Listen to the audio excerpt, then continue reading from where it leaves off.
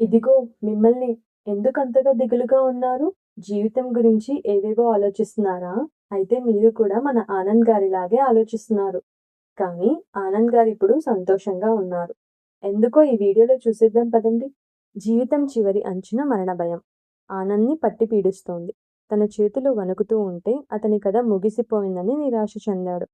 కానీ ఆ రాత్రి కలలో గీత అతనికి ఒక రహస్యం చెప్పింది. శరీరం మారినా ఆత్మ మారదు. బాల్యం, యవ్వనం, వృద్ధాప్యంలాగే మరణం కూడా ఒక మార్పు మాత్రమే. ఈ భావం విన్నాక భయం స్థానంలో శాంతి వచ్చింది. ఏ దిగులు, చింత లేకుండా సంతోషంగా ఉన్నాడు. చూసారా? మీరు కూడా చింత వదిలి ఆనంద్ గారిలా సంతోషంగా ఉండాలి. ఈ వీడియో మీకు నచ్చితే మన ఛానల్‌ని ఫాలో అవ్వండి.